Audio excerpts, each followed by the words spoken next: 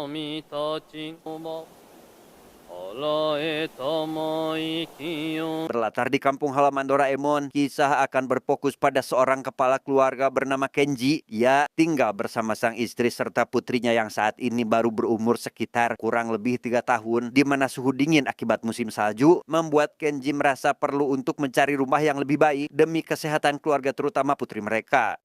まだ熱下がらない？全然汗びっしょり。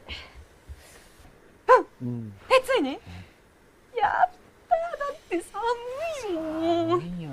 Melihat sebuah iklan pameran rumah yang sedang viral, Kenji bersama sang istri yang bernama Hitomi ini pun lekas pergi ke sana untuk melihat-lihat. Mereka langsung dibawa menuju salah satu kediaman yang menjadi contoh jika Kenji berencana ingin membangun rumah impiannya, di mana salah seorang agen properti bernama Honda menunjukkan beberapa fitur seperti kamera pengawas yang dapat membantu orang tua saat mengawasi anaknya. どうして部屋だけじゃなくて玄関も廊下もあったかいんですか？はい、まさにそこが魔法の家と呼ばれる理由です。 Bukan hanya itu, Honda juga memperlihatkan fitur canggih di mana suhu hangat ruangan dapat diatur sesuai keinginan, namun saat hendak menunjukkan ruangan yang menjadi rahasia mengapa kediaman ini memiliki fitur seperti itu, seorang pria bernama Amari seketika mengambil alih tugas Honda dan mengajak Kenji untuk melihat secara langsung AC canggih tersebut yang tersimpan di ruangan bawah tanah. 実際にご覧いただいた方が早いでしょ。さあど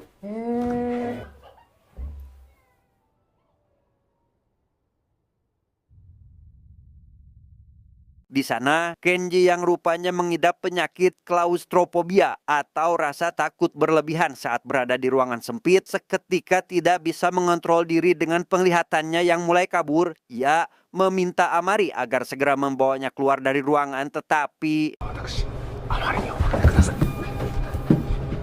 清沢様？清沢様？大丈夫ですか？清沢様？ Saat kembali siuman, Kenji sudah ada di ruang tamu sembari ditemani sang istri, di mana putrinya yang terlihat nyaman berada di sana membuat Kenji dan Hitomi merasa tertarik untuk memiliki rumah seperti itu. Bahkan Honda yang memiliki seorang putri perempuan mengaku telah membeli rumah dengan model serupa dan sudah mendudukinya selama kurang lebih 2 tahun. この家で暮らすようになってから寝つきが良くなりました。もう丸2年暮らしてますが、地下の貯蔵庫を使うのはほとんど私だけで。 Selesai di situ, Kenji lekas pergi ke rumah orang tua untuk menemui ibunya. Ia meminta izin ingin membeli rumah baru karena area yang ditinggali saat ini terlalu dingin. Sempat mengira ibunya akan marah dengan keputusannya itu, Kenji justru langsung diberikan izin dengan alasan sudah waktunya mencari tempat yang lebih baik. そう。いいじゃない。いいの？勇気のいることだと思うけど、あんたたちなら大丈夫。 Mendengar suara teriakan, Kenji dengan cepat menghampiri Hitomi yang ternyata hanya terkejut melihat putrinya sedang bersama pria bernama Samsul, di mana Samsul ini adalah kakak tertua dari Kenji yang mohon maaf mengalami sedikit gangguan mental namun sangat menyukai anak-anak. Bahkan Sachi, keponakannya itu, juga merasa nyaman berada di pelukan uanya itu. Sachi. Aniki. Sachi. 大丈夫だから。 Keesokan harinya, Kenji yang bekerja sebagai instruktur olahraga di sebuah tempat gym ketahuan oleh rekannya perihal rencana membangun rumah. Ia yang berusaha menyembunyikan hal itu membuat salah satu rekannya yang bernama Yuri sedikit merasa iri. Namun meski begitu, ia tetap memberikan support kepada Kenji.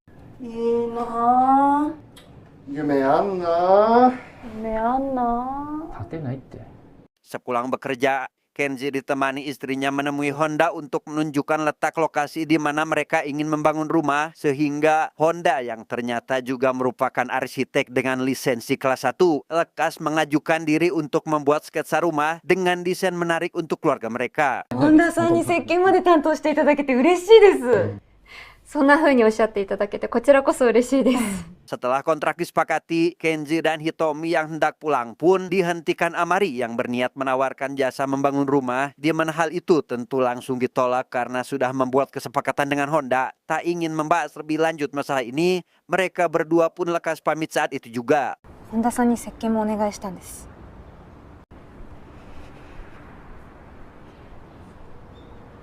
Di tengah keharmonisan keluarga itu, Kenji rupanya diam-diam menjalin hubungan dengan Yuri selaku rekannya di tempat kerja. Ia sering menginap di kediaman wanita itu yang tentu saja tidak pernah luput dari melakukan salam olahraga, di mana Yuli yang sebenarnya sadar jika dirinya hanya dijadikan pelampiasan, mengaku akan menikah dengan sosok pria yang lebih mencintainya. 年が明けたら式挙げて彼が住んでるとこに移る。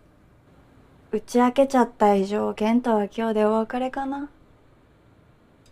1 tahun kemudian, Kenji bersama keluarganya yang sudah siap melakukan pindahan ke rumah baru berterima kasih kepada Honda karena telah membantu, di mana Hitomi yang kali ini sedang mengandung anak kedua mendapat komentar positif dari Honda yang menganggap jika keharmonisan keluarga ini patut dipertahankan. 清沢様はまさに理想的なご家族です。家じゃてんやわんやですよ。 4 bulan setelah pindahan, Hitomi yang sudah melahirkan anak kedua lekas mengundang teman-temannya untuk berkunjung. Ia menunjukkan beberapa fitur canggih yang dimiliki sekaligus memperlihatkan ruang rahasia yang menjadikan kediaman ini selalu hangat. Sementara Kenji yang tengah asik scroll di TikTok seketika mendapat pesan dari Yuri yang saat ini sudah menikah, yakni sebuah video terkait Kenji yang sering berkunjung, di mana video tersebut kini diketahui oleh suaminya.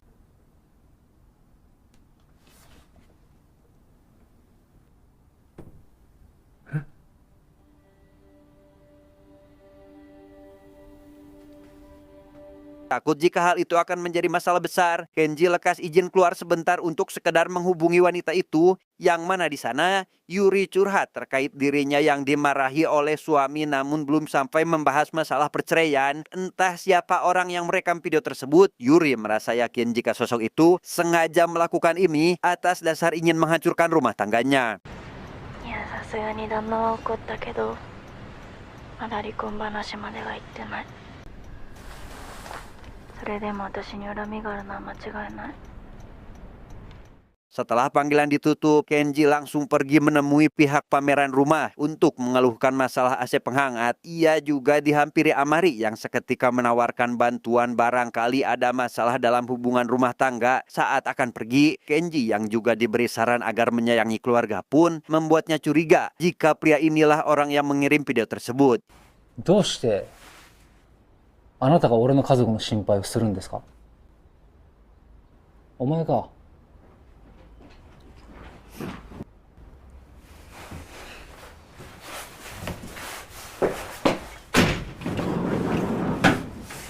Hitomi bersama teman-temannya yang sedang asik berbincang di ruang tamu tidak menyadari jika salah satu anak dari mereka masuk ke ruang penyimpanan AC di bawah tanah. Ia yang sedang bermain petak umpet nekat bersembunyi di sana berharap tidak ketahuan. Tapi apa yang terjadi? Entah apa yang dialami si anak. Namun ketika hendak pulang, kondisi wajahnya kini tampak pucat dengan menunjuk ke arah jendela atas seolah ingin menunjukkan sesuatu, di mana Kenji yang penasaran akan hal itu hanya diberitahu oleh istrinya jika anak tersebut mungkin saat ini sedang kurang enak badan. Hingga pada malam harinya mereka kedatangan tamu yaitu Honda yang berniat meminta maaf atas sikap Amari sebelumnya.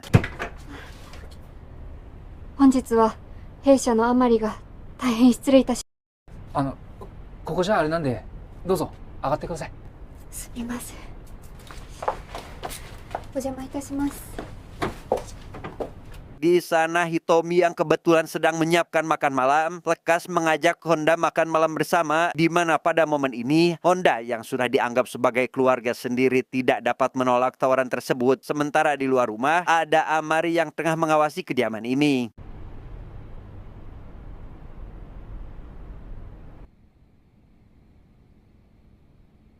Keesokan harinya, Kenji yang sedang bekerja seperti biasa dihampiri rekannya yang memberitahu jika saat ini ada polisi yang tengah mencarinya, sehingga dengan cepat ia pun lekas menghampiri polisi tersebut dan mengikutinya hingga ke tempat parkir. Yang di sana, si polisi itu pun seketika bertanya tentang Amari. Apakah akhir-akhir ini Kenji memiliki masalah dengan pria itu?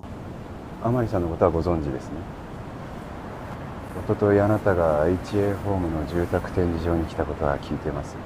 Meski belum mengetahui apa yang sebenarnya terjadi, Kenji lekas berkemungkinan jika Amari menyimpan dendam kepadanya karena waktu itu tidak dipilih atas pembangunan rumah dan semenjak hari itu juga sosok tersebut dirasa sering mengganggu seperti saat terakhir kali bertemu yang karena masalah ini dirasa sepele dan tidak perlu melibatkan pihak kepolisian. Si polisi itu pun akhirnya jujur tentang alasannya ingin bertemu, yakni sedang menyelidiki kematian Amari yang ditemukan tewas di area hutan dekat kediaman Kenji saat ini. 彼は昨日そこで遺体で発見されました。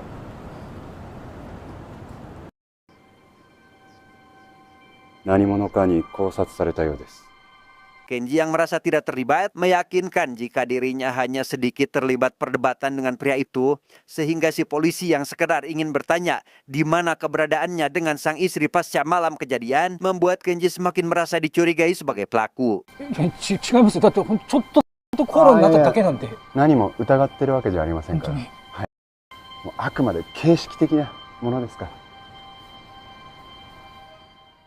Dengan fakta jika Amari sudah tiada, Kenji lekas menemui Yuri untuk menanyakan apakah orang yang mengirim video mereka masih sering melakukan hal yang sama, di mana Yuri yang sudah nampak stres akan teror tersebut lekas menjelaskan bahwa si pengirim video belum berhenti hingga saat ini, entah siapa orang itu dan apa tujuannya. Yuri memberitahu jika setiap hari dirinya sering mendapat panggilan telepon dari nomor yang tidak dikenal.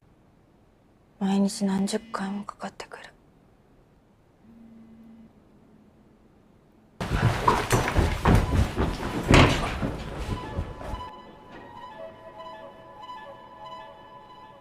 Sepulangnya ke rumah, Kenji disambut istrinya yang langsung memberitahu jika sebelumnya ada orang lain di kediaman mereka, di mana Hitomi yang ketakutan merasa jika sosok tersebut terus mengawasinya selama tinggal di rumah ini. Hingga tak lama, si ibu dan Samsul seketika datang, sekedar berkunjung untuk memastikan keadaan mereka. 子供たちも幸せね。こんな素敵な家で成長するんだもの。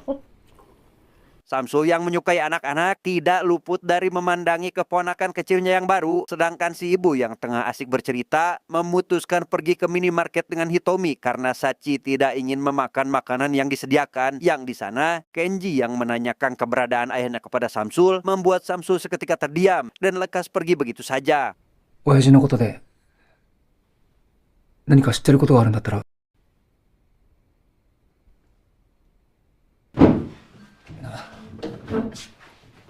兄貴様。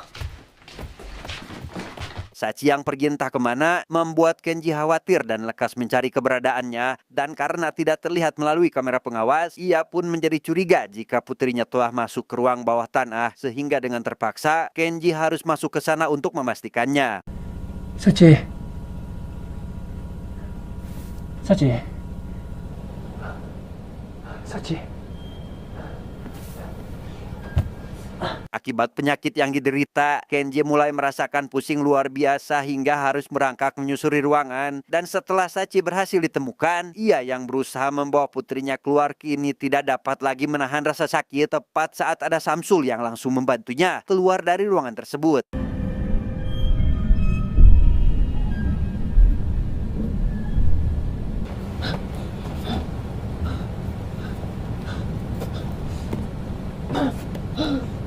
Setelah kondisinya membaik, Kenji yang diberitahu oleh kakaknya jika di rumah ini ada orang lain menjadi penasaran akan identitas orang itu. Namun bukannya mendapat jawaban yang jelas, ia hanya diingatkan agar selalu menjaga kedua anaknya. Dan di tengah pembicaraan itu, Samsul seketika pergi menuju salah satu kamar, menunjukkan jika sosok tersebut selalu ada di atap rumah bahkan di ruangan bawah tanah. 天井にも。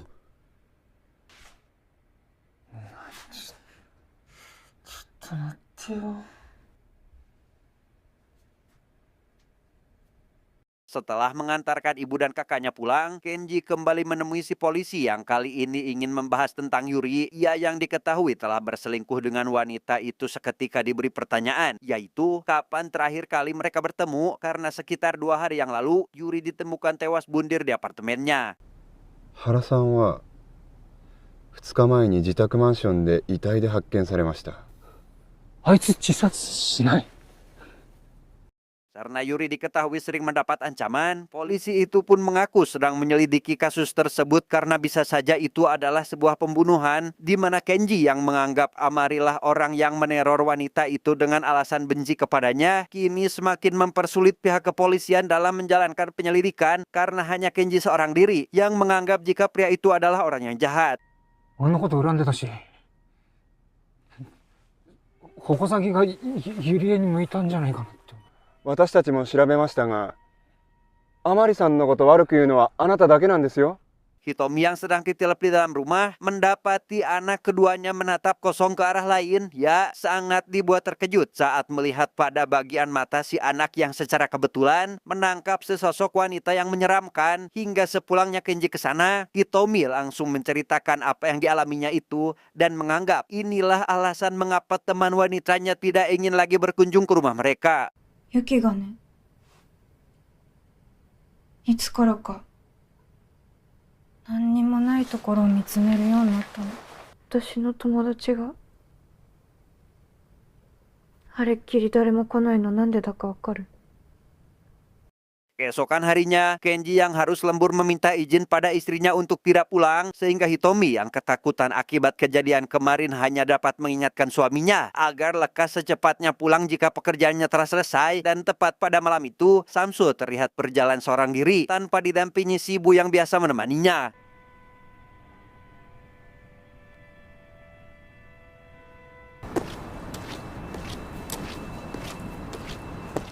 Setelah pekerjaan selesai, Kenji yang hendak pulang seketika mendapat pesan dari ibunya yang khawatir karena Samsul kabur dari rumah. Ia langsung menanyakan hal itu kepada istrinya dan mengingatkan untuk menerima kedatangan kakaknya jika datang berkunjung, di mana situasi seketika berubah tatkala Hitomi baru menyadari jika anak keduanya telah menghilang.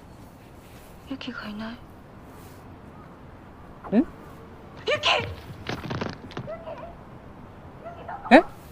Tommy? Setibanya di rumah, Kenji mendapati jika saat ini rumahnya sudah dipenuhi oleh polisi, sehingga ia yang penasaran pun langsung masuk ke dalam untuk memastikannya sendiri. Yang di sana, Kenji benar-benar dibuat terpukul saat mengetahui jika Samsul telah ditemukan tewas dalam kondisi bersimbah darah.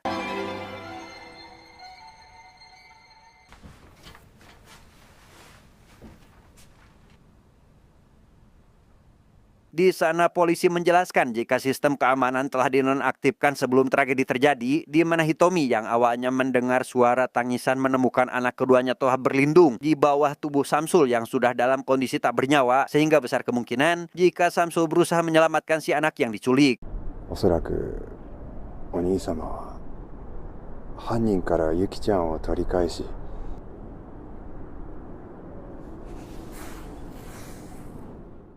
Setelah acara kremasi selesai, Kenji lekas pergi ke rumah ibunya dan masuk ke salah satu ruangan sempit tempat di mana kakaknya sering menyendiri. Ia seketika teringat akan masa kecilnya di mana Samsul dahulu pernah dipukuli oleh ayah mereka. Hingga tak lama, ia pun dihubungi si polisi yang memberikan informasi jika besar kemungkinan keluarganya saat ini sedang berada dalam bahaya karena berdasarkan rekaman CCTV, sosok yang dicurigai telah menghabisi Amari dan Yuri merupakan satu orang wanita yang sama. あまりさんが殺害された雑木場 S 沿いにある通学路の防犯カメラに映る人物と原ゆりえさんのマンションの防犯カメラに映る人物の特徴が酷似していました。 Curiga Honda adalah pelaku atas semua kejadian ini, Kenji langsung menghubungi pihak pameran untuk menanyakan terkait wanita itu. Ia mendapati informasi jika Honda ternyata sudah beberapa hari tidak masuk kerja dan sama sekali belum menikah. Menurut kabar terakhir dari Amari, Honda hidup di dunia hayalan dan selalu berpikir jika dirinya adalah bagian dari keluarga klien, di mana hal itu terjadi setelah kehilangan tunangannya serta bayi yang ada di dalam kandungannya. 顧客に自分を重ね、その家族として生きていると。様子がおかしくなってきたのは婚約者を亡くしてからです。その後お腹の子供も死産だったそうで。 Setibanya di rumah, Kenji segera menyusuri semua ruangan berharap akan menemukan tempat persembunyian wanita itu. Dan setibanya di kamar, ia pun seketika teringat dengan perkataan Samsul yang menyebutkan jika sosok tersebut selalu ada di atap rumah bahkan di bawah tanah. Hingga ditemukanlah sebuah jalur rahasia yang ternyata selama ini terdapat di dalam lemari.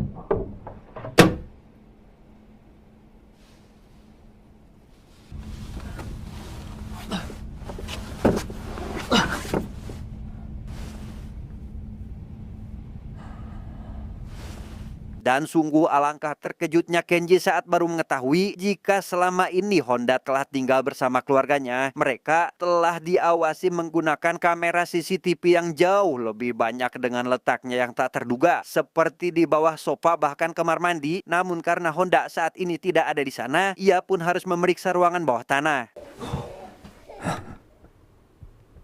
Yuki.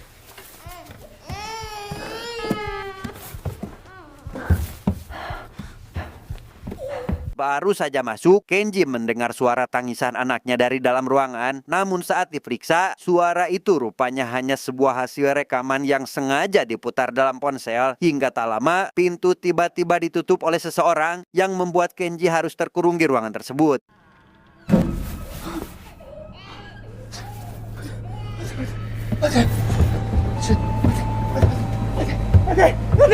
Dan ya, si pelaku adalah benar-benar Honda itu sendiri, di mana Honda kini menaikkan suhu panas ruangan hingga membuat Kenji kelapakan. Dan setelah melihat keadaannya melalui kamera tersembunyi, ia pun lekas masuk ke sana dengan membawa sebilah pisau untuk berniat menghabisi Kenji di tempat itu.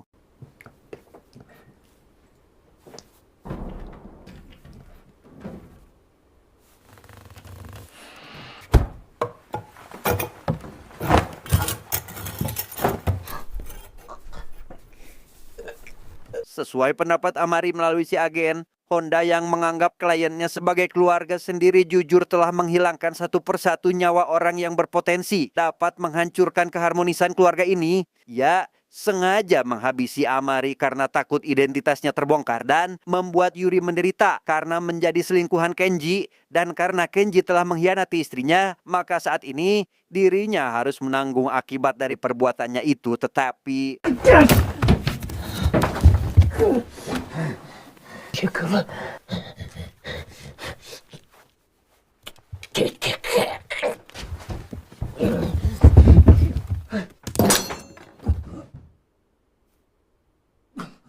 singkat cerita, Kenji yang baru siuman di rumah sakit kembali ditemui si polisi yang ingin memberitahukan hasil penyelidikan. Ia saat ini tidak akan lagi dicurigai sebagai tersangka karena Honda terbukti sebagai pelaku atas semua kasus pembunuhan itu. Dan karena Honda kini sudah tiada, maka Kenji sekeluarga dapat hidup tenang tanpa adanya orang lain di kediamannya.